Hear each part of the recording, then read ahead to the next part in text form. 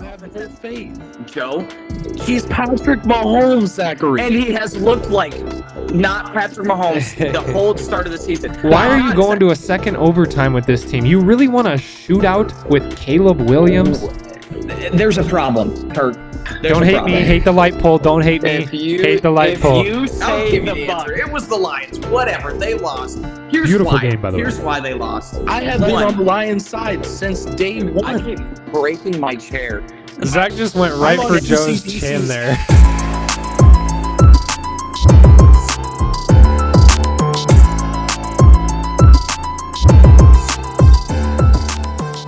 If the Iowa football team scores 22 offensive points and nobody was there to see it, does it really count? Did it really happen?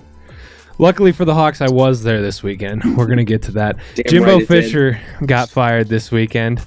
We had some great NFL action. Josh Dobbs is still on a heater. We got some great hot takes tonight. MVP. We got a lot to get to. We got a ton of football talk, college football top of the hour, NFL second half of the hour per the usual. Episode 10. We've hit double digits on the Tuesdays here. We don't have Joe with us here tonight. We were solo last week, 2 of us this week, which means, we got to have 3 next week. No Joe tonight. Hopefully he's here with presumably the live that I'm assuming we're going to do this Thursday. I'm ready for it. But either way, we've got a great episode ahead for you guys regardless. Hopefully Joe's having a great night. We're assuming he's napping, but we don't know. There's a chance he's doing some things. We don't know. But either way, we got a lot to talk about tonight, a lot of football to get to. We missed you on the second half of last week for the live. We were a little under the weather, but you know what? That happens sometimes. Flu's going around. Give us a break. That happens sometimes. Give us a break. We're back for a full week this week. We've only got like 7 lives left. I think there's only 7 Thursday night football games left, 6 or 7. Something like that. So we're getting to the end of season 1 there. With that said, though, before we get going, do us a favor. I don't ask a lot, but I ask sometimes. Subscribe.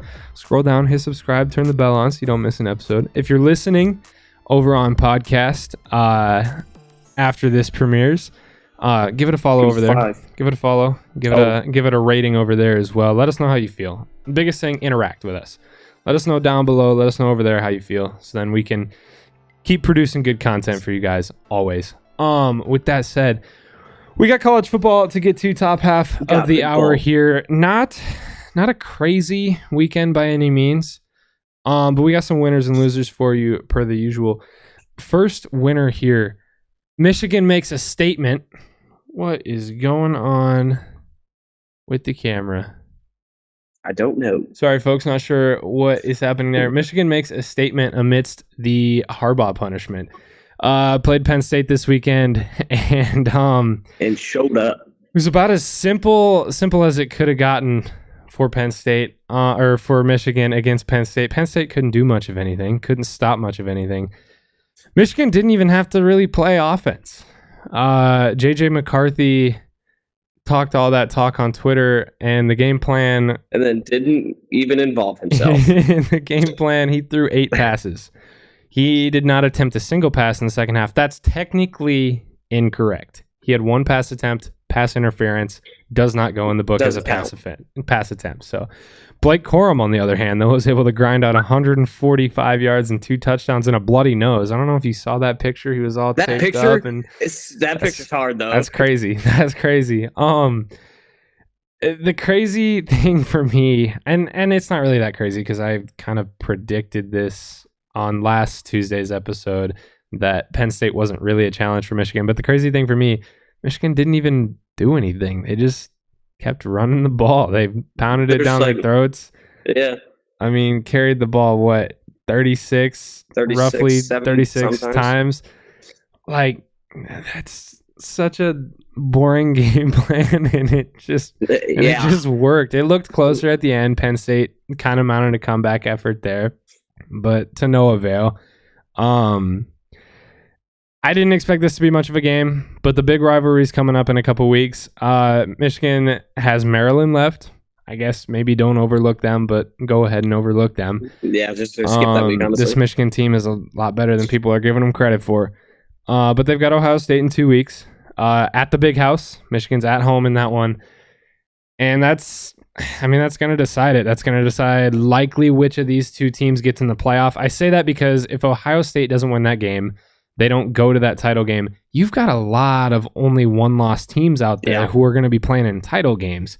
I don't think Ohio State has a shot at getting to the playoff if any of those Oregons, those Washingtons, those Texases, all those guys, Florida State, you've got Georgia and Alabama with the chance to be only one loss or Georgia undefeated. I don't think Ohio State stands a chance if they lose that one, but Michigan's at home.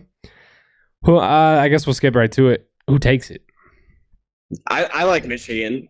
This Michigan team is so fun. I will never, ever forget the name Blake Corum again after this game. Bro went off. The fact that they can do that, like literally turn themselves completely one-dimensional and still be easily the best football team in college is absurd. Like, and they're able to shut down a Penn State team that looks good, has looked good on offense, and they're just able to make them like pretty much non-existent. And like anything that they threw at them, they're just like, yeah, that's not going to work. Like their pass game wasn't working, their rush game wasn't working. Obviously, you said that their pass game started to work up a little bit, but like, I mean, they got nothing special. I think the Ohio State. Well, he gets to coach all throughout the week. Silliest punishment I've probably ever heard of, but I think it could be a little different against Ohio State. I mean, you can't count out the impact that is Marvin Harrison Jr. Those guys have looked good. But Ohio State's offense hasn't really been that much to write home about this season. In their bigger games, it's been those defensive stands that have really been their staples, which, I mean, have a defensive game against Michigan. You can go blow for blow in a low-scoring game there and still come out on top simply because of a weapon like Marvin Harrison Jr., but you got Blake Corum on the other side. So I think that one's going to be a massive dogfight. You're at the Big House, though. That's where I think Michigan gets their big edges. For me, that's the biggest key. It's Michigan versus the world right now. I think that's another thing you can't really count out. Harbaugh's calling this America's team. They're underdogs. You're not underdogs, but settle down. But it's still Michigan versus the world right now. This team's got a lot to prove. They've got their backs are against a wall right now, and I think they've got a lot to show. I think Michigan probably takes that one, and then poor Iowa's going to have to deal with that one. But we'll get to them. Yeah, Iowa will get beat by 50 again in a championship game. Get into a little different conference here. Oklahoma State, at least they'll be there, blew their chance at a Big 12 title game this weekend. Not yet. We'll get to some scenarios here in a second. Oklahoma State with a win over UCF, who I believe was still winless. No, they had one win over Cincinnati. They had one win. They had one win over Cincinnati in the Big 12. Oklahoma State just had to beat them, and you're pretty much secured for a Big 12 title game against likely Texas. Instead, they proceed to lose 45-3. I think the worst part about it is that they just came off one of the biggest wins, their biggest win of the season in beating Oklahoma. In college football, that happens, oddly enough, a lot. But it's, I don't know, to me, that's unacceptable. You've got everything in your hands, and you just got to beat the University of Central Florida to go play in a Big 12 title game, and you can't get that done. Either way, so now what we're looking at is a few different scenarios. We're right back to where we were. Texas is in, of course, barring an upset this weekend against Iowa State, which would make things incredibly messy in the following ways. If they don't lose to Iowa State, there's a four-way tie for second place right now. Oklahoma State, Oklahoma, Iowa State, and Kansas State. Oklahoma's likely going to win out. Oklahoma plays BYU and TCU. Those two teams have been stomped on by everybody in the conference so far this year. Upsets are possible, so I'm not going to rule that out. This is college football. It's November. But they need an Iowa State win this weekend because that would put Texas at 2 losses, Oklahoma at 2 losses. Oklahoma has that tiebreaker from the Red River rivalry. Or another Oklahoma State loss would set us up for the Red River rematch that we already had expected. We would get to it in a lot more awkward way than we expected, but it would give us that matchup. Get there. Oklahoma State probably controls their destiny the most as of right now. They need to simply just win out, and they play Houston and BYU, so that should realistically be simple, but you also just lost to UCF, so who knows? Yeah, and put up 3 points. Iowa State and K-State easily have the toughest roads here. Iowa State has to play Texas this weekend. Kansas State has to play Kansas this weekend. Even if both of these teams win this weekend, they have to play each other next weekend in one of the last renditions of Farmageddon. So mathematically, one of these teams has zero chance at playing in a Big 12 title game. We just won't know which one it is until all scenarios have played out. Yeah. Both these teams could lose this weekend, and it wouldn't even matter. But regardless, those are kind of your paths right now. I think you're likely going to see Texas. As an Iowa State fan, I can say Texas is probably going to beat Iowa State this weekend. It's in Ames, 7:00. But I also thought the fireworks at Jack Trice were going to be a massive impact against Kansas, and then Kansas kind of took us to the woodshed a little bit. Not necessarily, but made it look uglier. A lot closer than that game was. Yeah. But either way, I think Texas probably wins this one this weekend. But we'll see. It's Texas. They might be due for a stupid letdown. They haven't really had one of those. I mean, they were pretty season. close this week against TCU. What, they won by 3? I think so, something like that. Yeah. And K-State almost beat them the week before. So I mean, send a real one to get the job done. But either way, I don't know. Who do you got? Who do you got? You got Texas in there. Who do you got playing Texas?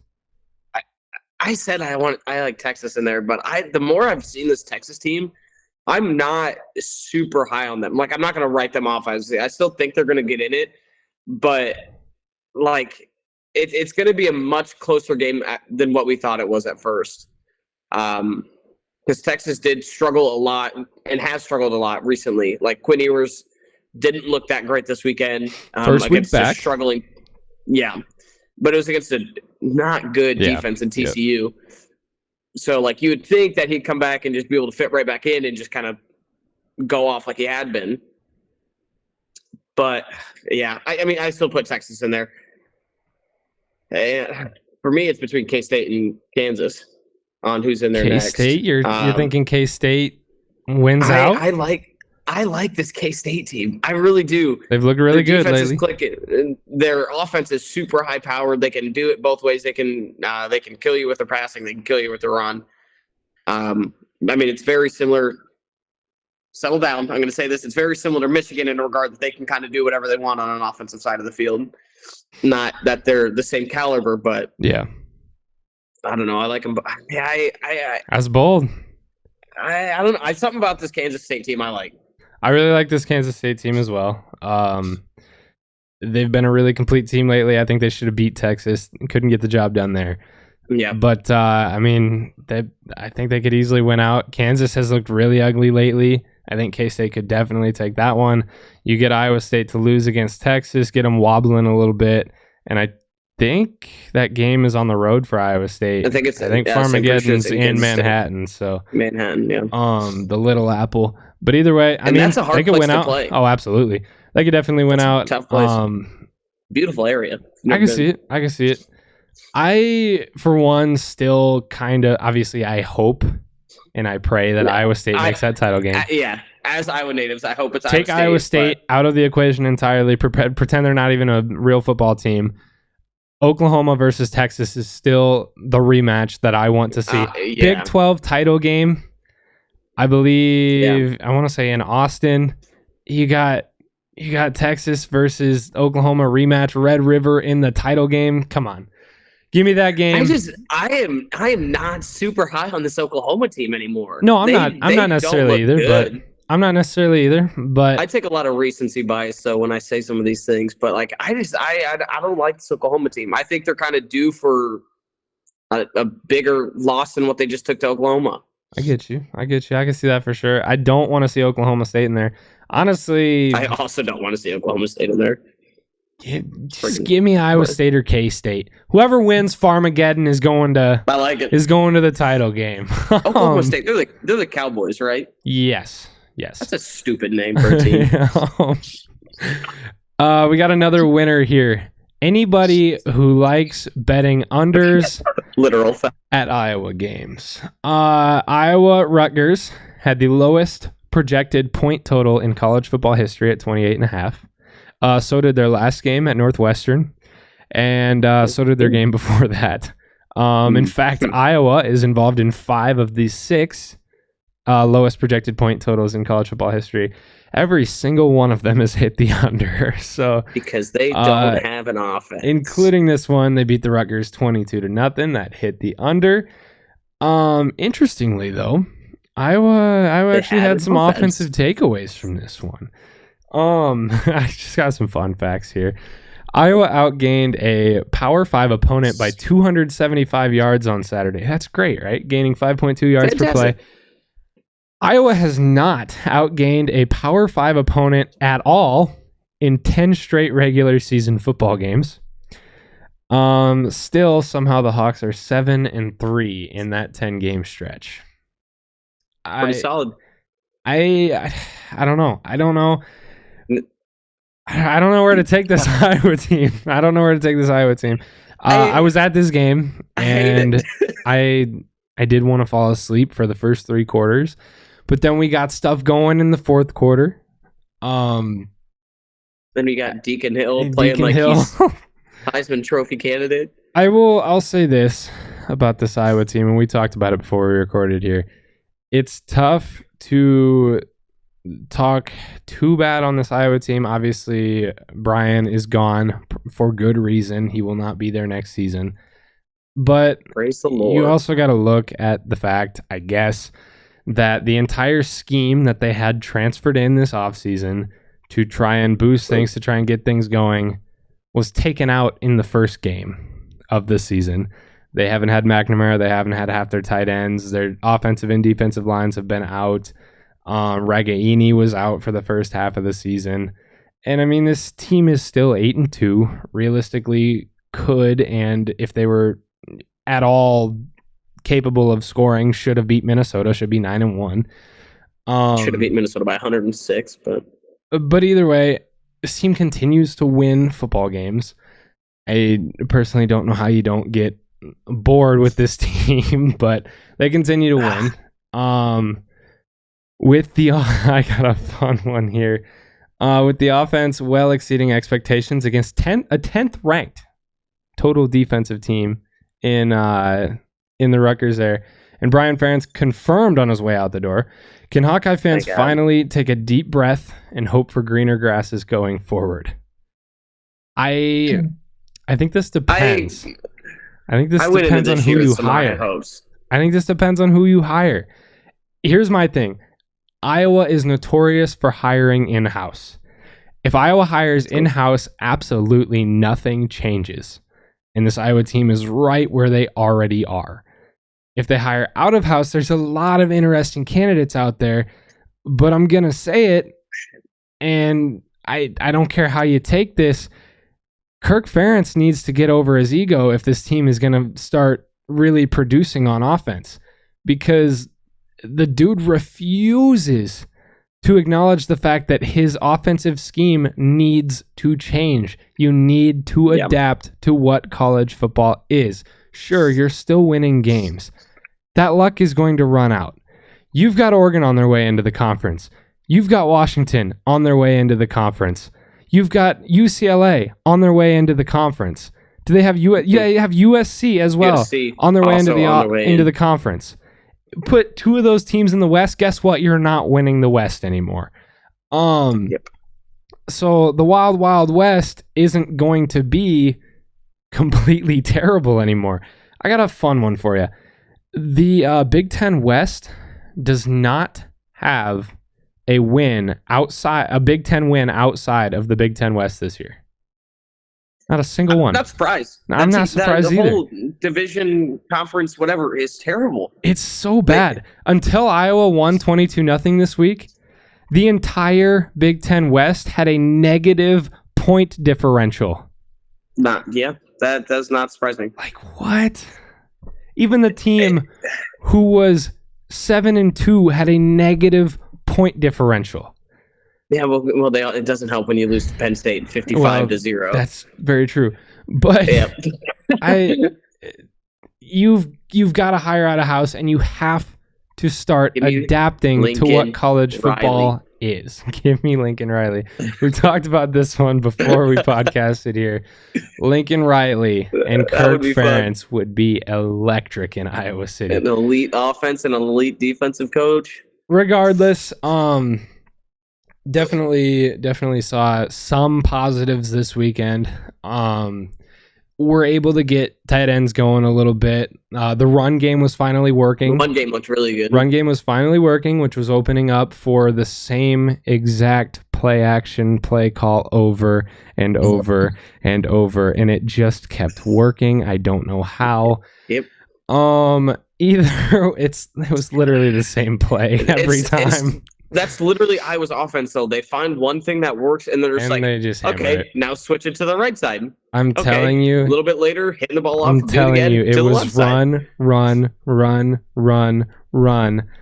All of a sudden, Deacon Hill delivers the worst play fake I've ever seen in my life. And then a quack ball. Tight end rolls out to the right. Deacon Hill, about a quarter mile an hour, rolls out to the right. He's wide open every single time. I don't know how it continued to work so perfectly, but it did. But either way, that's the Big Ten West for you.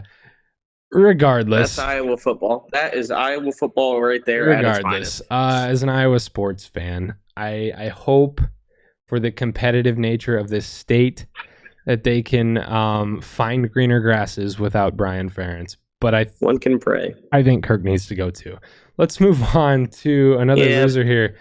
Speaking of coaches that don't got it going right now, Deion Sanders is starting to lose Colorado. He's starting to lose the Buffs. Not only is he losing his team, he's losing that school. He's losing that city, and he's starting to lose recruits. Buffs have lost 2 4-star recruits, including a big wide receiver target these past 2 weeks. The Buffs have now lost 4 straight in 6 of their last 7. Their defense this weekend, once again, couldn't stop a thing. Gave up 179 yards rushing to Jonah Coleman, 107 yards and a touchdown to, I'm sorry for the pronunciation here, Tetiora McMillan is how I'm going to pronounce that. But either way, he definitely crushed the last name. Oh yeah, that last name pronunciation was huge. Not only that, but you got a lot of frustration out of fans this weekend. Colorado entered the fourth quarter up 7 points. Arizona scored very fast to start the fourth quarter. They failed not only by not scoring on their last 3 drives. I believe they went 3 and out on 2 of them. They failed to manage the clock entirely in the fourth quarter, giving up 10 unanswered, including a walk-off field goal. Where fans get mad on the walk-off field goal is the fact that with, I think it was like 2.5 minutes left, Arizona needed 1 more first down to get into a point where Colorado had to start calling timeouts. And they were also in field goal range at that point, which is why Colorado needs to start calling timeouts. Colorado fans think Deion should have been in his players' ears saying, let them score, give us another minute and a half on offense. Here's my rebuttal to that. I don't like the let it score mentality at all. I don't either. Here's my rebuttal to that. Deion himself said they're not that stupid. They're not going to just score like that. They understand the clock situation themselves. Yep. 2, they didn't, like I just said, they didn't score on their last 3 offensive drives. They only scored once in the second half. So you're really going to, instead of trying to get your defense to get that big stop, that big play, you're going to put it back in your offensive hands, who also haven't gotten anything going that game. I don't think there's a lot the Buffs could have done there, but regardless, Colorado fans were not happy. That's a hard situation because, like, the whole game, first half your offense looked really good. First half going into the third quarter, your offense looked really good, and your defense looked good enough at the time. But then that whole fourth quarter, as you were just saying, they got walked. So, like, that's a hard situation to put a coach in, being like, do I trust my defense enough? Or do I trust my offense? And I think at that point, the way their offense had been playing, you gotta try and make a big stop. I mean, you had to. Could the clock have been managed a little better? maybe, but yeah. Arizona also played that game perfectly themselves. So regardless, the question I guess I have here, I have the question, does Deion Sanders, how much longer does he remain in Colorado? Does he increase from 4 wins next season? I think he remains in Colorado a while. A few more seasons. Obviously, his son's leaving could hurt that. I don't know how much interest he has still coaching Colorado after his sons are gone, but we'll see. You got to look at the fact still that this dude is taking on a college football team who has not won in college football since the early 2000s. He's taking on a team who has won 3 games in 4 seasons. He's taking on a team who had 1 win last year. They haven't made a bowl since, again, I always say it, since I was born. He's taking on a team who just does not win, and he's won 4 games. He's 3 games over their expected win, or he's over their expected win total by a game and a half. They could still hit 5 here. They're probably not hitting a bowl. But he's so far ahead of expectations in season 1, and you've got another opportunity next year. He's going to have most of this team return. Yeah. He's going to get transfers because he's Deion Sanders. He knows the groups that he has to attack. That offensive line has to be attacked. Your pass rush has to be attacked. Your secondary is all right, but your defense overall could use some major improvements. You're in a conference that just runs and guns and slings the rock all game. You have to be able to defend that. If you're the one team in the Pac-12 who can play defense, you're going to win some games. Facts. So, I mean, he knows where he needs to improve, right now, and he has improved this team massively so far. So to me, I think he remains. I do think he goes up from 4 wins next season. I think they make a bowl next season. If most of this team returns and they get the recruiting class they could get, they're 65th right now, but anything top 50 is good enough for Deion because he has the transfer portal. He has money to throw in kids' faces. I think they could make their first bowl next year. Yeah, I mean, I don't like how the fans are just completely writing him off because, like you're saying, he has blown expectations out of the water. He's beaten teams that he shouldn't have. Granted, he's lost to teams that he also shouldn't have. But there's a buzz in Colorado when he came that that they haven't seen in years. I think the biggest issue, we talked about a little bit before, is the fact that he came in there and he's like, we're going to win. We're going to be national championships. We're going to be this. We're going to be this. We're making a bowl game. We're doing all that. And I understand that that's him being him. That's prime time, baby. That is prime time. And this is me being a kid that sits on my couch and watches him every weekend. But like at some point you got to be like, okay, realistically, this is where we're at. This is where I'm going to be. This is what we're going to get. This is our goal. And next year we're going to get this and so on and so forth. Like at some point you kind of have to realize like we're not to the tier of like Oregon and Washington and all those guys in the Pac-12, but we're going to be there. Like you got to give him another year, a couple of years to actually get that team built up and built around him. And then, that team can be scary. To piggyback off of that thought, essentially what you're saying is he's brought on all of the expectations of a national championship team without actually placing the building blocks of a national championship team. So there's very high expectations without actually putting in the groundwork to reach that level. One season is not enough to reach that level, but that's Deion. That's his attitude, is he expects the absolute best. Does he actually think deep down that they're going to reach that level? Probably not. He's a smart dude. He knows how football works. It's not going to change that quickly. But he expects that. And that's how he gets the best out of his players, is because he expects you to bring a championship effort. And that's all he can ask. I do. His coaching style is fun. It's fun to watch and like it's fun to hear on in the different sections of SportsCenter and stuff like that. It's fun to watch. It's entertaining. You see the guys are buying in. Yeah, I'm excited to see it progress. For sure. Yeah, I think the one thing that's kind of tearing him down is that he set those high of expectations, and the guys are like, "Oh, this is the expectation. This is where we're at. We're this good." Yeah, and then not seeing it. Not only is he setting those massive expectations, he's constantly calling these 18, 19-year-old kids on those expectations. Some kids don't handle that as well, and that's not his problem. It is because he's basically the father to these kids right now. But at the same time, he's gonna find his dogs and he's gonna weed out the weak ones, as he would say. So we'll see how it continues to go. It is a very interesting style. Who knows? We'll see. Another chance to be good still. Got another winner here. Jalen Milroe on the rise, punches another ticket to Atlanta to take on Georgia. Milroe tore Kentucky apart this weekend, 15 for 22, 234 yards, 3 touchdowns. Also had 33 rushing yards, 3 touchdowns. That is 10 total touchdowns in 2 weeks for Jalen Milroe. This kid is good. With that win, Alabama and Georgia have now clinched their path to the SEC title game, which with 2 weeks left to play is wild. This will be their second matchup in 3 seasons in Atlanta. Georgia won their first one. If Alabama wins, you're likely going to see both Alabama and Georgia in the playoffs. I don't see a world where, say Alabama wins this game, I don't see a world where Alabama at, what would it be, 10-1 with an SEC title, and Georgia 10-1 with their only loss being to SEC title winner Alabama don't both make the playoffs. It's Ohio State and Michigan from last year. Alabama would probably get the 1. Georgia would get the 3 or the 4. I think that is a no-brainer if that happens. So with that said, let's cut right to it. Who wins? Who wins in Atlanta this year? We got Alabama versus Georgia. It's already set in stone. It's going to happen. Who takes this one?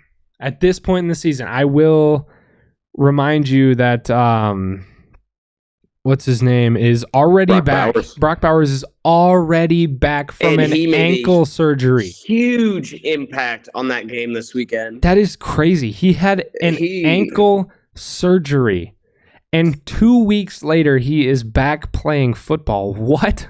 Yeah, that's crazy. Not to bring up NFL because we're not there yet, obviously, but he is very similar in regards to that 49ers team and Deebo Samuel. Deebo Samuel comes back, and that offense just picks right up right where it left off when he was gone. I said Georgia that would happen. You did. Brock Bowers comes back. That offense, honestly, it looked good last week still, but he comes in and it steps up again. And I don't think there's a team in the country. That's not true. I think there's 2 teams in this country that can compete with Georgia, and I don't think Alabama's it. I think Georgia takes it. I'm probably leaning good. Alabama's young. Alabama's fun. Alabama has really put on some great football games lately. Georgia's terrifying. Alabama's not terrifying. Georgia has proven they can win by 50 points no matter who is on the football field for them, no matter who they're playing. This Georgia team has battled through adversity but haven't broken a sweat. They've battled through adversity, but haven't broken a sweat through adversity. That is insane. This defense is suffocating. If Alabama gets in a shootout with this team, they don't want the smoke. If Alabama gets in a dogfight with this team, they don't want the smoke. I don't think there's a scenario where Alabama really matches up with this team, weapons-wise, on either side of the football. That Georgia pass rush, as always, is scary. Jalen Milroe is going to have to run for his life, which he's shown he can do. But Georgia has the pieces all over to suppress that significantly. So we're gonna see. But I'm gonna lean right there with you in Georgia. And if that happens, Alabama is likely out. But there's also a lot of football left to be played. If Oregon drops another game, that could still open for the SEC to bump another team right back in there. So even at 2 losses for Alabama, if Florida State loses, I'm telling you, they put Alabama at 2 losses in over 1 loss Florida State. I almost guarantee it. 100%. Almost guarantee it's it. Alabama. So Nick Saban. Quite honestly, there's a lot of roads for both of these teams to get in, especially if they keep playing how they're playing. But we will see. They're probably going to win out regular season because they don't play anybody else till each other. But we got one more loser before we move on to halfway heaters. And our last loser is the Texas A&M Aggies donors pockets. The Aggies fired Jimbo Fisher this weekend. He's been fired after 6 seasons at Texas A&M. The university will have to pay $77 million just to fire him. He will get $16 million of that immediately, and then he'll be paid out, I think, $11 million a year until like 2031, something like that. To get fired. There are people. I'll get fired for that. There amount of are money. people penny pinching in the U.S. right now. Can't buy groceries, and this dude just got relieved from his duties and is getting paid $77 million. The crazy thing to me, I didn't think this would happen. Just because of how big that buyout is, I didn't think this would happen. The crazy thing to me is how nonchalant this whole thing happened. It was just in passing. It was a random Sunday afternoon. They're like, hey, Jimbo's not coming back. When he first got hired, they handed this dude a blank plaque that said national championship, and he could put his name on it whenever he won one. And now after That's 6 insane. seasons, they're firing That's him and giving him confidence. $75 million. With that said, you guys have heard, if you're a college football fan, you've heard all this stuff about Jimbo. We're not going to go on and on about all that. Texas A&M is likely in the end going to end up shelling $150 million into replacing this guy, and I don't think that even bothers them. So let's talk some candidates for the job. Before we talk They got a lot candidates, of money there. I want to talk about how perfect this job is. This is the number one job in college football. You have unlimited resources. You have unlimited money. You have some of the best facilities in the country. They are going to hand whoever they hire right now $80 million. Guarantee it. They're going to hand them $80 million. You don't even have to win. You don't even have to win. You're going to get the best recruiting classes in the country, and you only need to win 8 games to keep your job. This is the best job in the country. Let's talk candidates. Lane Kiffin is our first one. Lane Kiffin has proven he is one of the best recruiters in the country. He's recruited at teams who historically cannot recruit, including Ole Miss. Ole Miss finished with, I believe, a top 15 class this year, which is one of their first times in history. Kiffin can get the best out of his players, always has been able to. Now you give him the unlimited benefits of Texas A&M, and things could get really scary for 48-year-old Lane Kiffin. This is when head coaches start to enter their prime. You got to remember how young Lane Kiffin is. Yeah, he hasn't done much in his career.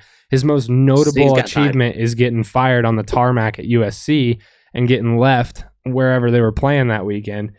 But he's 48 years old. The dude, he's got time to win some championships.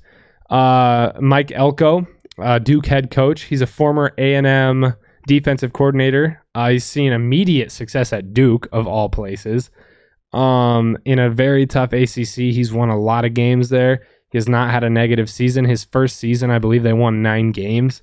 The buyout would be, I think his buyout would be the cheapest on this list. But Probably. he'd be a pretty Judging off of these risky names, probably. hire. He'd be a pretty risky hire, in my opinion, just because Texas A&M is a lot bigger leap than Duke, but we'll see. Dan Lanning from Oregon. He's had massive success as a head coach so far for Oregon. He has SEC ties. He started under Nick Saban. He coached at Georgia. He could be one of many Saban prodigies to lead an SEC foe to a title game, take down, Alabama. And A&M has all the weapons to help him do that. He's going to have better weapons than he even has at Oregon, and he's got everything there. A contract is going to that dude's desk. Jeff Traylor from UTSA. He's put UTSA on the map. I believe in his 3 seasons there, they've won like 33 football games. He's also got Texas ties.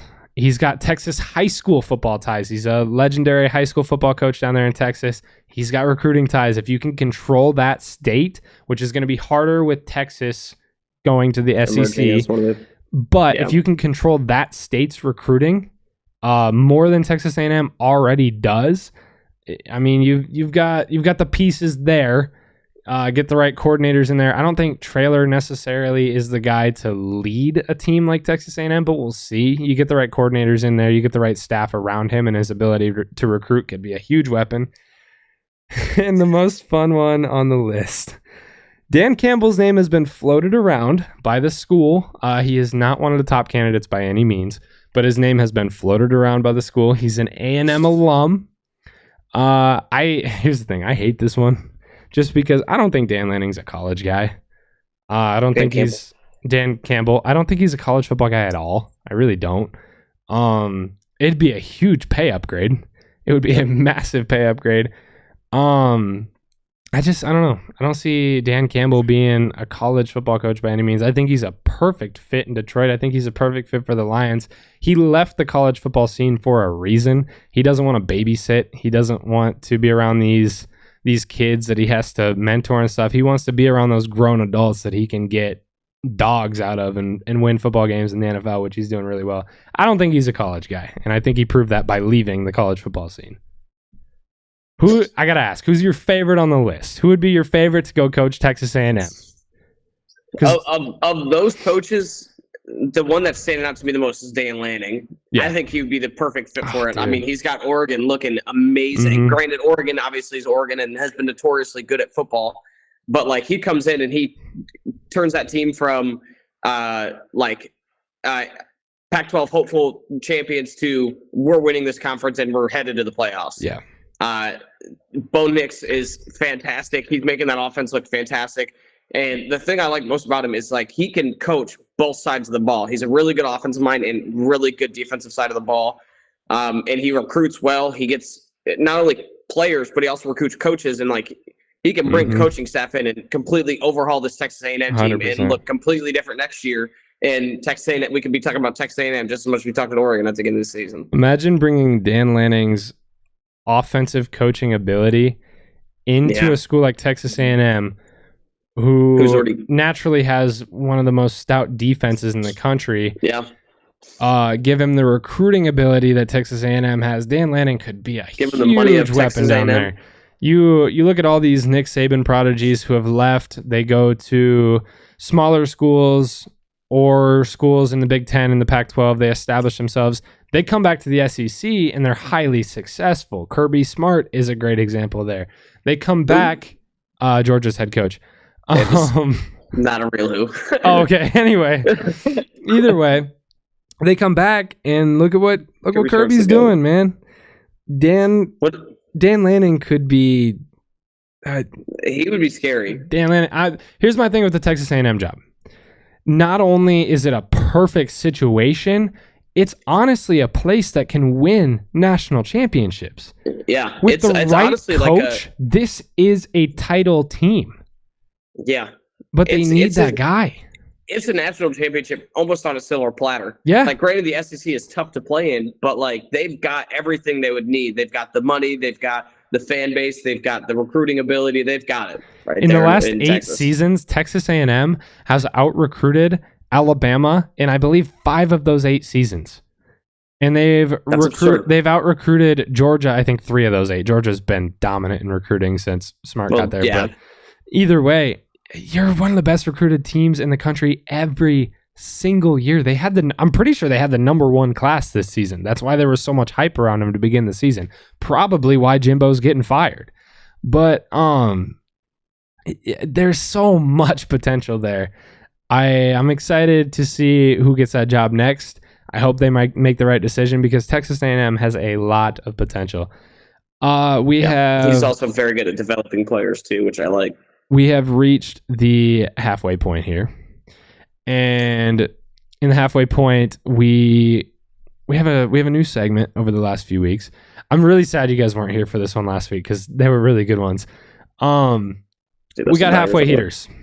Halfway heaters is where we dive into your guys, the fans, the audience, your hot takes for football, for NFL, for college, broad takes, takes specifically for the week.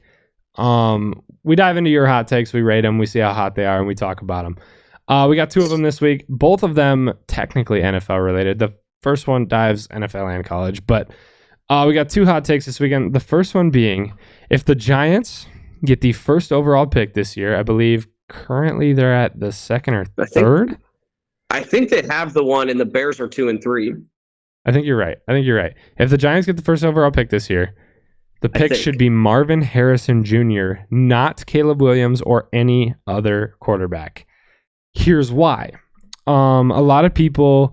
Here's my reason why. A lot of people still believe that Daniel Jones could be the guy in New York. I think you give Daniel Jones one more year. He's never had a weapon. He's never had a key weapon to throw the ball to. Stop it. He's never had a key weapon to throw the ball to. And so give him an experiment year with Marvin Harrison Jr. If that doesn't work, guess what? You go right back into tanking. You get a top draft pick again next year, and then you go after a quarterback.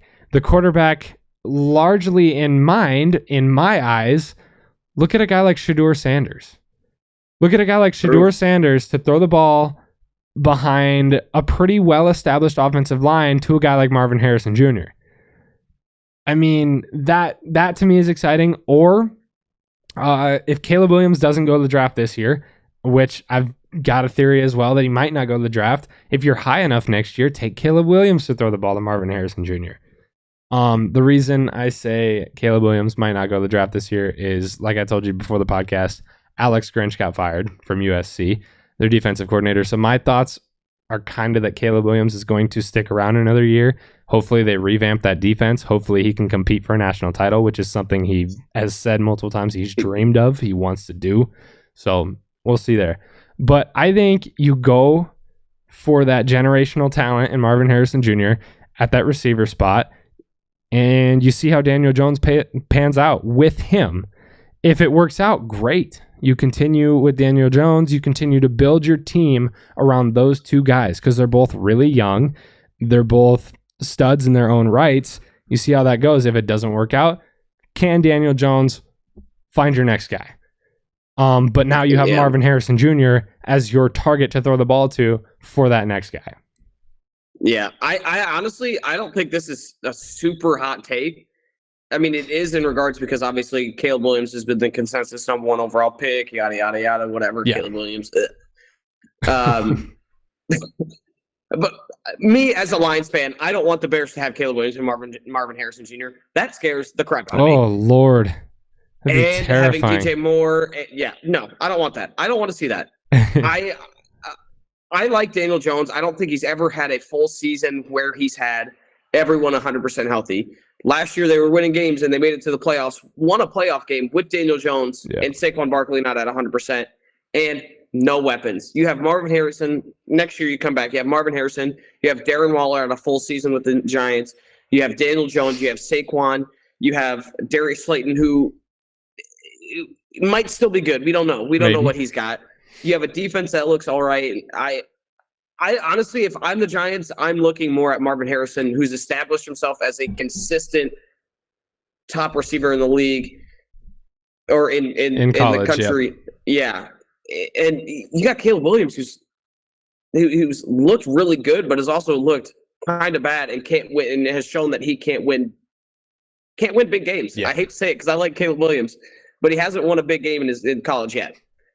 So I don't think this one's super hot, but I understand why it's a hot take for the environment, the way the country is right now. I think it's lukewarm at best. I like Marvin Jones to take that. I think it's lukewarm at best, but I really like where that Giants team could go if they ace these next two drafts. We got our second hot take here. Josh Dobbs should win Comeback Player of the Year. This is a touchy subject because as of right now, Damar Hamlin is still a heavy favorite to win this award. Yeah. I'm not going to mince words. I don't really get it. I do understand it because the dude came back from dying to physically fit enough to play football again. That is incredible. Happy for him. That's awesome. But at the same time, he's not playing. Whether that's health reasons, whether that's because he's not good enough, I don't care. I don't care to speculate that. It doesn't matter. I think you look at a guy like Josh Dobbs, who started 2 games last season, has been an absolute journeyman since then, and who has just consistently succeeded and won to begin this season. Obviously, the Cardinals were on a 6-game losing streak there. But you have him come into Minnesota, doesn't even know his teammates, can't even find his locker room in his first home game. And that's hilarious. He's looking like Michael Jordan in a friggin' football uniform out there. The dude is balling. I don't think there's another guy out there who should get this award this year. I really don't. I don't think he should, simply because he didn't really come back from anything. He just kind of showed up and was like, "Hey, I'm here." I don't know what award he should win, but he should get one. Like they should just make a Josh Dobbs award and be like, just award. take it. This is yours. One thing that people forget is like when he was traded to the Cardinals, it was 4 days before the season started. Yeah. So this is now twice where he's been traded to a team that he literally knows none of the players, and with the Cardinals, it was a whole new team. The coaching staff was all different. The offense looked similar. The defense was revamped, and he's just like, "Hey, you're starting." And he came in and won some football games. I mean, he beat the Cowboys on their hottest streak of the season, and then he gets thrown to Minnesota, where he doesn't even know his starting receiver's name. Granted, I don't know if Minnesota at the time knew their starting receiver besides Jordan Addison, baby. But I don't think he should win comeback player of the year. I think it should be Tua, to be honest with you, which is because, I mean, homie was throwing some signs on the field and is now MVP. But, I mean, I don't think he should win MVP. Now, here's another comeback. But I don't know who should get it, but I don't think it should be Dobbs. Marvin Harrison Give him an award, Jr. but I don't know what. Going back to Marvin Harrison Jr. just for a second, and since we're talking about the Vikings, Marvin Harrison Jr. is projected to be a top 5 pick. He could easily fall in that 3 to 5 range, depending on combine. The Minnesota Vikings could be right there. Imagine they could be, but they look really good. Imagine they keep Kirk Cousins. Kirk Cousins comes back. He is suddenly, after injury, throwing the ball to Justin Jefferson, Jordan Addison, and Marvin Harrison Jr. Yeah. That's scary. Tell me TJ Hawkinson. Tell me that team is not winning 14, 15 football games. I will tell you that because that defense sucks. Well, figure it out a little bit. But one thing that we didn't talk about, this is now tracing back, I guess, 2 weeks when we talked about offensive rookie of the year and talked about Jordan Addison. I didn't bring up Sam Laporta, and I hate myself for it. I hate myself. I went back and watched that episode, tight end, and I was so mad. Ever won offensive rookie of the year? Not that I would recall. I'm not even going to try to think about that. No, because they didn't even use Kyle Pitts. Kyle Pitts has been one of the most underutilized. Kyle Pitts has the record for most receiving yards in the season, in his rookie season, as their tight end. I'd have to think back to who else was a rookie that year. Was he a rookie 2 years ago? I think 3. I think it was the year. I think it was the year before. It might have been 2 because Brees was last year. It might have been 2 years ago. Was it Garrett? No, Garrett was the one last year. It would have been around Jay Jettas and Jamar Chase, would it not have? Very well could have been. Either way. And if it's that case, then I understand why. Yeah. Either way, those are hot take heater or halfway heaters there. I don't think either of those were too hot. I do agree with you that Dobbs maybe doesn't even fall in the category of comeback player of the year. It's hard to give it to him because he's not really coming back from anything. But he should get something. There should be a record award for like vibes, and he should just get it for vibes. I wouldn't call either of those all that hot, but I don't know. We'll see. We'll see how they play out. With that said, we got NFL talk. We're already kind of in it, but we got our actual NFL topics here. 49ers are back. 49ers are back and better than ever. Every Piston was firing in their 34-3 victory over Jacksonville.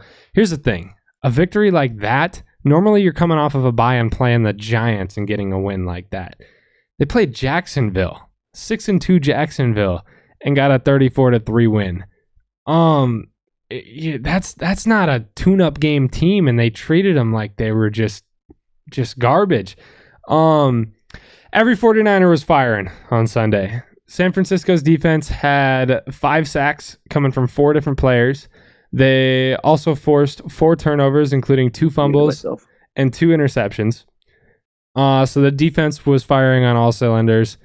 They had a fumble that should have been returned for a touchdown, but players decided to run on the field to celebrate while the play was still going, which is stupid. But Purdy was 19 for 26, 296 yards, 3 touchdowns.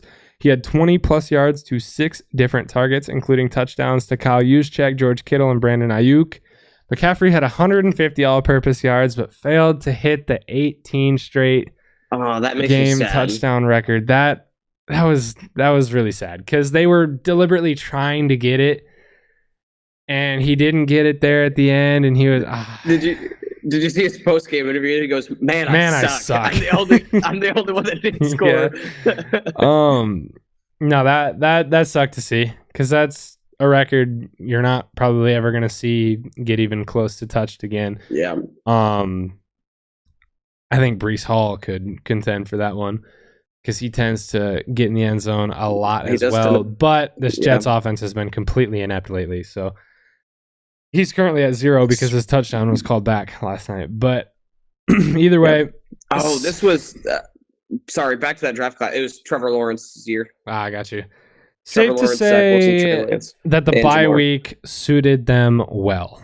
Very well. Like we said, players come off injuries. You get Trent Williams back. You get Debo back. You get your defense back healthy. Christian McCaffrey fully healthy. And he showed that this weekend for sure. Can we agree? Can we mutually agree that the 49ers are still the best team in the NFL? Who is? I think it's the Eagles. I really genuinely think it's the Eagles. That team looks scary. That defense is I think that defense is best in the league. Jalen Hurts is scary good. No one has proved to stop them on offense at all. I think the 49ers are one Deebo Samuel injury away from for sure dropping off again. Deebo not being there, like I said, really interrupts that route tree. Notice how wide open guys were all game. One of the things that I will say is where I think Eagles have the advantage is that offensive line. For sure. You've seen it. You've seen Purdy over and over again escape, scramble, throw the ball with 3 to 4 guys in his face. That touchdown to George Kittle, that deep touchdown, he had 3 guys in his face and then threw. If he had time, that would have been no doubt about it. Touch ball right to Kittle, easy touchdown. Instead, he underthrew a little bit and had to break the tackle. A dot without even being able to finish his throwing motion. Yeah, and impressive stuff there. To me, the Eagles they do what championship teams do well. They find ways to win no matter what. I don't think the Eagles have the weapons that the 49ers do, and yet they're still just a one-loss team. They have found ways to scrape together wins no matter what the situation is. I mean, if you look at it, like, weapons are close. You got AJ and Devonta Smith. You've got DeAndre Swift. Okay, maybe. Devonta Smith, Brandon Ayuk, DeAndre Swift, Christian McCaffrey. I mean, I think they've got the advantage at. It's close. I want to say both of the receivers are better. I think their 1 and 2 receivers are better, and I think obviously Christian McCaffrey's in a tier of his own at the running back, and then I think the teams are very evenly matched. And then I think George Kittle obviously is the better one. I think they're very evenly matched. We don't see those two. Yeah, very good. We don't see those two play at all regular season, do we? Eagles play the Chiefs this Sunday. That's an interesting one. The Kelsey, their easiest competition. The Kelsey reunion. Sticking to it. I am sticking to it. This is still their easiest game on their schedule to finish out the year. I said it 3-4 weeks ago, and I'll say it again. I think the Eagles dominate that. I think the Eagles dominate that game purely on the Kelsey impact. Jason, he lost the Super Bowl. He's gotta get revenge. You know, he's gotta get revenge on his brother, and he's gonna beat his brother out for the sexiest man of the year. The fact that he was a finalist for that is awesome. By the way, it's so great. And I saw a meme, and it was like. And it was a picture of Jason and Travis, and it said one of these guys is a finalist for the sexiest man of the year. The other one's Taylor Swift. I love and I was like, that's fantastic. I love that. Either way, the 49ers are back. They're firing. That could be your. We talked about Taylor Swift. Put him in the thumbnail. Glad to see him back because, like we've said all season, this league is really, really competitive this year. The 49ers winning helps boost that. So I'm glad to see that back. Honestly, as I don't want the Niners to continue to win. Why? Because the Lions right now are sitting at the 2 seed. And That's true. That's true. Lions had a big statement win this weekend. dude, Big statement win. It's not on here, but I'm going to briefly touch on it. Dude, that game made me So so good. angry. That might have been the game It of the was year. so fun to watch. That might have It been the was game of the so year. Good. Justin, when that Chargers offense is clicking, they are scary. Keenan Allen kicked the crap out of Detroit. I think he had like 170 total yards. No, that was a fantastic game. Let's talk about the Browns. What a game. Let's talk about the Browns. I hate this game. The Browns mount a massive comeback this weekend to make a statement in the AFC North. They come back to win 33-31 versus the Ravens. I want to preface this one by saying we talked about this in the group chat.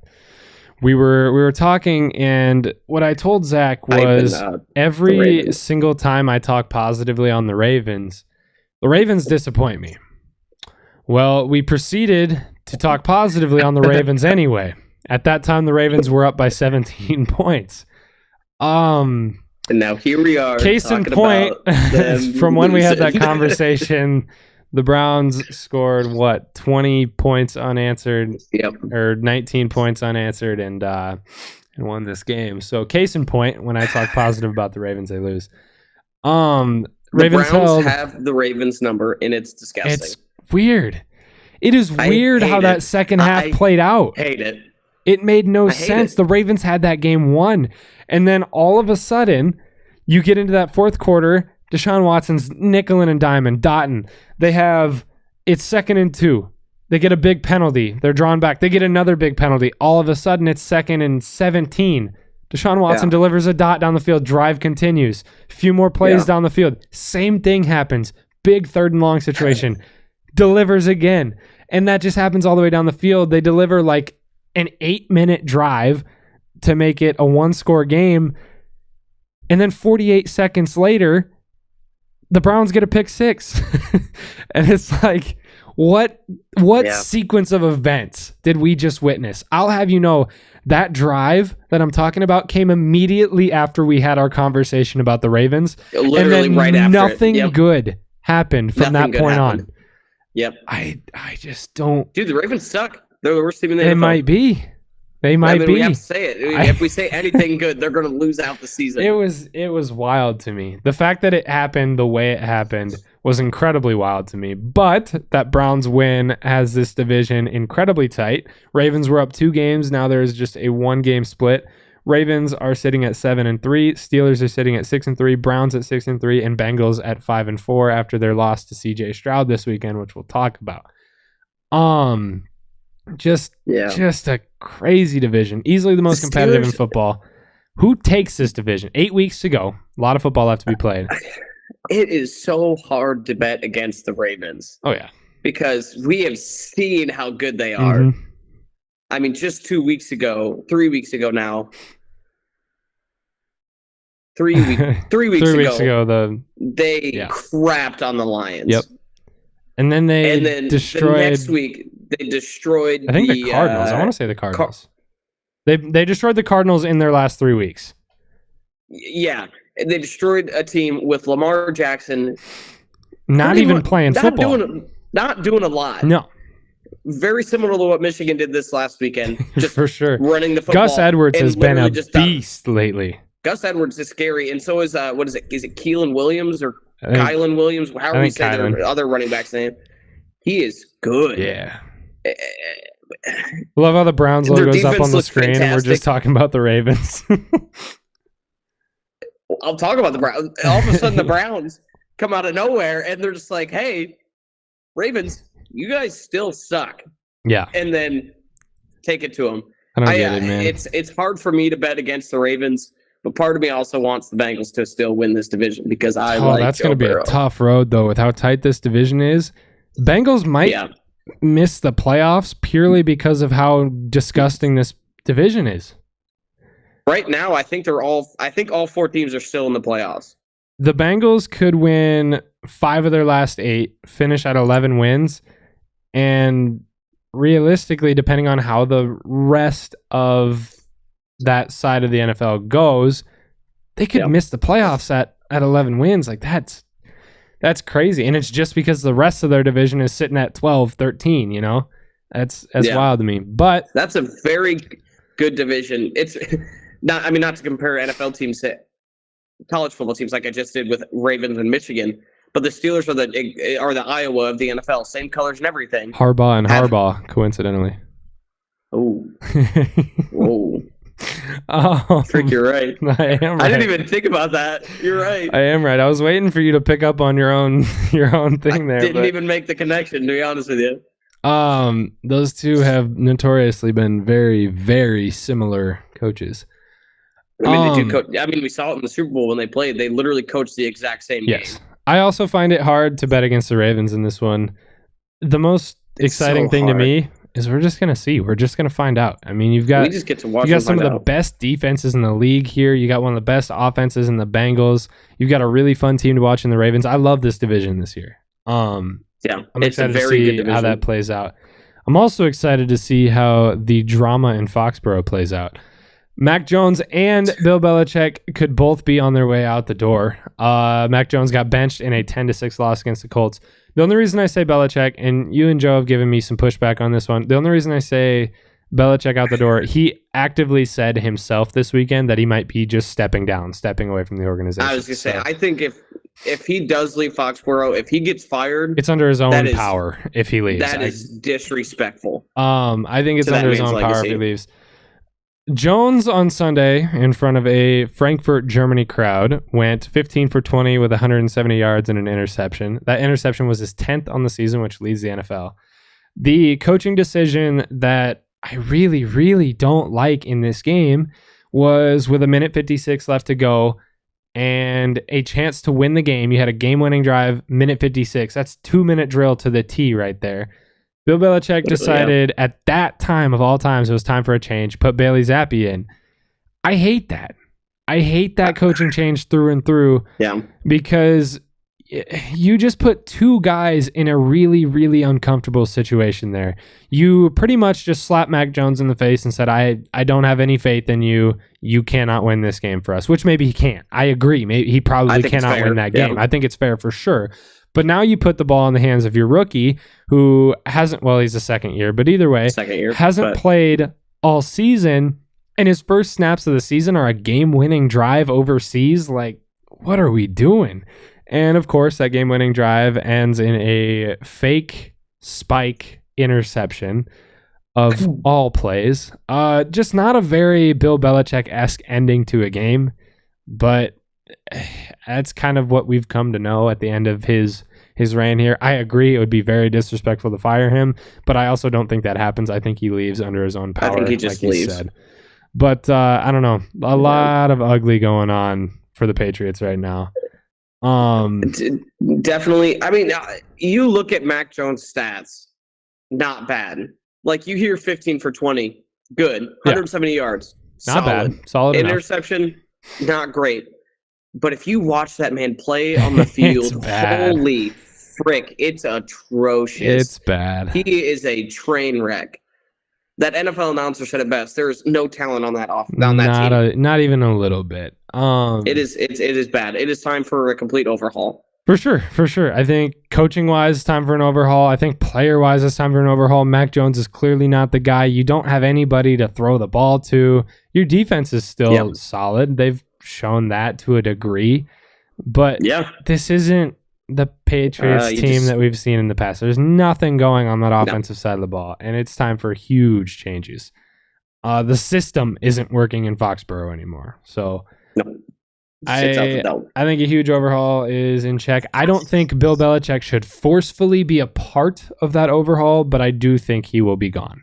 And hopefully that is under his power. I wonder who would take his spot. Who even knows, man? There's a lot of coaches out there. There's no way. The one I've seen most talk about is Bill O'Brien just stepping up and being the head coach. I can see that. I think I could see it, but like, I think Bill O'Brien should go back to college, but you know. Yeah. He was the Texans quarterback with like Matt Schaub, Arian Foster, and when they were good. Yeah. Relevant, I should say. But I don't think he could fill. I I think Bill O'Brien should Whoever go do- take that Texas A&M job. Anyway, That's not a bad shout, to be honest. That's not a bad shout. But Either way, whoever takes that spot is in for some heartache at the beginning. 100%. That is a tough organization to turn around because before Belichick and Brady and whatever you had there, obviously you had Randy Moss there at one point. This team had some success. Gronk, Wes Welker, J.D. Amendola. You had the guys. Before that era, the Patriots weren't really much of anything. You had some historical seasons way back, but their dynasty comes from what we saw in our childhood in Belichick and Brady. So to see him go out as bad as he is, it does suck. But we'll see. As much as I hated watching the New England Patriots dynasty. We're kids, man. We hated to see that dynasty because we wanted to see something new. Nowadays, dude, I love Tom Brady, and I hope Bill Belichick wins every football game because... Oh, and I still hate the Chiefs. The Patriots? He just naturally hates the Chiefs. Thank goodness Joe's out here. You'd have been like, we got it. Ladies and gentlemen, we got it. We got him. Okay. Either way. The Patriots, yes, the Patriots. I still hate the Patriots. We'll see how that drama plays out. CJ Stroud doesn't just break barriers. He's now going toe-to-toe with one of the best in the league, beating Joe Burrow this weekend. If 5 touchdowns and a rookie record 470 yards wasn't enough for you, how about 350 yards and a touchdown and a win Brother is scary. in a game against Joe Burrow and a tough Bengals team? He led another clutch drive, minute 32nd game-winning drive to set up a field goal for Matt Amendola. Fun fact, that Matt Amendola game-winning field goal gave some dude, I think in Texas, the largest parlay victory in sports betting history. The dude put $500,000 on a Texans parlay and won $5.5 million. That'd be nice. Either way, I mean, man's got $500,000. If he's got $500,000 to blow, all you saw there is the rich got richer. But either way, this kid has made just about every statement accolade a rookie quarterback could imagine. I mean, what more could you ask for him? I got a few questions the league is asking, and I'm excited about a few of these. Since we didn't talk about it last week, I want to know your thoughts. Is he already a top 10 quarterback? Yeah. I don't think there's any place where he's not. I think after this weekend, it solidifies it for me. He is. I think there's a lot of guys in those bottom 5 spot, or those bottom 5 of the top 10 that he could replace in there. Yeah. I think we would all agree right now that he is. Is he in the MVP race? Honestly, why not? Look at his numbers with Tua right now. Look at his numbers with, I'll say it just because his numbers are still high, Brock Purdy right now. Look at his numbers with Jalen Hurts right now. They're right there. He's not turning the ball over. He's scoring touchdowns. He's got a Texans team who is projected 3 wins on the season, 5-4. He's doing this in hopes to win their division. He's doing this with Tank Dell and one of the youngest teams in the NFL. Collins. I don't see why he can't be in the conversation. He's got to keep winning. He's got to keep winning. He's got to keep winning. He is scary. But dude is good. Dude is so good. But the question I want to get to, because I really like this one. Another hot take for the episode. This is my hot take. Is CJ Stroud the best rookie quarterback of all time? Let's talk who we're comparing him to. The number 1 rated rookie of all time is Russell Wilson. You also have RG3 right behind him. You also have Mac Jones up there. Mac Jones had one of the best rookie seasons of all time. I don't care about him. You had... I'm trying to think of some of the other guys. But let's look at the number 1 rated. Russell Wilson had, I think it was like 2,600 yards, 26 touchdowns, and like 15 interceptions. Let me tell you what CJ Stroud is on pace for right now. Obviously, this is unrealistic. It's probably not going to happen. He's going to have some lower games, and that 470-yard game really boosted this. But as of right now, CJ Stroud is on pace for just under 5,000 yards. He is on pace for, I think, 28 touchdowns, which would be more than that 26. and he's on pace for just 4.8 interceptions. Yeah, he's good. And he has one of the best passer ratings of a rookie quarterback ever. If he keeps the level he is at, there is nobody that is coming close to touching And he's doing it him with nothing. Russell Wilson had one of the best defenses of all time. Mac Jones came into a Patriots team that was still fairly good at that time. RG3 came into one of the best defenses that the he also didn't Commanders have much ever on the had. offensive side. He didn't have much on the offensive side, but dude was just a freak. He was scary. He was good. It sucks he tore his ACL that season 300 times. He was good. Yeah. But you look at all those guys, and you look at what they had. I think Cam Newton had one of the best rookie seasons, but you look at the team Cam Newton had. He had pieces all over the field on both sides of the ball. What does CJ Stroud have? One of the youngest teams in the NFL. Tank Dell, Nico Collins. What does he have? Xavier Hutchinson, shout out. But either way, what's this dude playing with? I want some. Name me the running back. Someone do it. Go ahead. Try and name the running back. I don't remember. You can't. You literally can't. They had CJ Stroud is putting him up against those guys. Give him the best rookie quarterback of all time. I'm here for it. I think there's two other guys that you. I think if he stays on this pace, he's right there. There's no way he's not on top. There's two other guys, maybe, and it's Trevor Lawrence and Andrew Luck. And even then, it's not. And if he keeps on this pace, it's not close. I think I root for him harder because this dude is so fun. And the thing I like about him is he's quiet about it. Oh yeah, he's so humble. I'm good. He's so humble. He's here to play football. I mean, that's it. Yeah.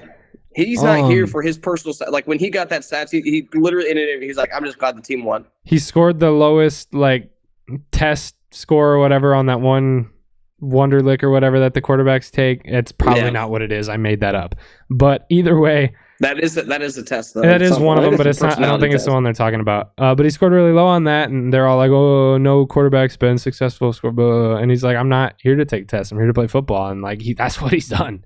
This dude has just battled, man. This team's fun. This team's fun, and he is fun. Jersey. I'll take a CJ Stroud jersey myself. But man, I really wanted to hear your thoughts on that one because I love CJ Stroud. That team, the pace he made a Texans teams that I thought was just going to be awful. That I would be like, I don't want to watch this game. He made it some of the most must-see football in the NFL. Yeah. With that said. CJ Stroud, I love you. With that said, let's get to parlay party. We're gonna wrap the episode up here. We're gonna get to parlay party. Let's talk about it. What did I go? I went 4-2 last week. Yeah. I picked 6 games on accident, but I rolled with it because I was flying solo. I can do what I want. But I went 4-2. The Falcons blew it for me. Kyler Murray snapped a 6-game losing streak. And then the Ravens blew it for me as well, unfortunately. Kyler Murray looked really good in his return.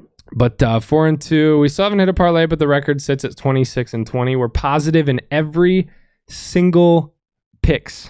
In every single pick segment we do, in every single betting segment we do, we are positive. Just want to put that out there. Dun dun dun dun dun dun dun. Any games standing out to you here? It's a short slate this weekend. The first one I saw. We don't have many options. First one I looked at was the Browns Steelers, but that to me is also one that I don't want to touch. I think easiest one on the list is Cowboys money line over the Panthers. Oh yeah, that too. I mean, I was just saying I don't like the 10.5 point spread because the Cowboys, while they've been dominant against bad teams, they're iffy sometimes. So that's a team we didn't talk about. They looked so good this weekend. They played the Giants. Granted, it was against they've now beat the Giants 98-17 this year. Something like that. Give me Cowboys money line. That could be pick one. I'll take Cowboys money line. Yeah. Texans Cardinals scares me because Kyler Murray is back. And he did look pretty solid. He did look really good. I want to say Commanders money line could be an easy one, but last time they played the Giants, they played very close. terrible. They lost that game if I remember right. That was like 3 weeks ago, 2 weeks ago. The other one I'm looking at come on, is Lions the Chargers. Bears. Lions at home against the Bears. Yeah. Can we go Lions money line there? We can take the Lions spread. Yeah, let's do it. Lions 9.5, Cowboys money line.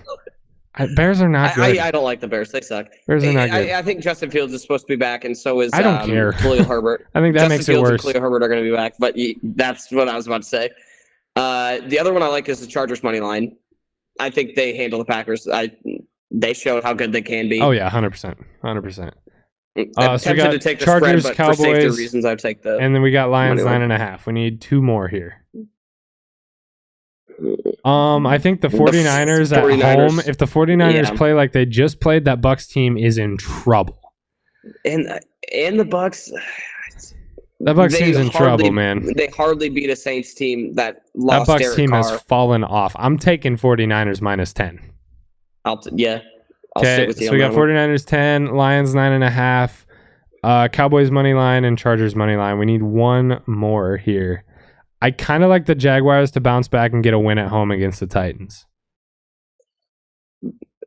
If we take that one, I'd take the money line on that one. That Titans team kind of scares me a little bit. Titans still got 2 wide receivers out. Their offensive line is banged up. They have one of the worst pass rushes in the league. Yeah. Jaguars have one of the best. Jaguars just lost huge. They're back home. I think money line is very safe in that one. Money line is the safe one. I like that, Dan. So I think we're locked in there. What do you got? I don't get. We haven't done our juice pick, correct? We have not done our juice pick actually, so we do need to probably swap those out. I think it's the Vikings beating the Broncos. Oh, that's easy. I think that's absurd.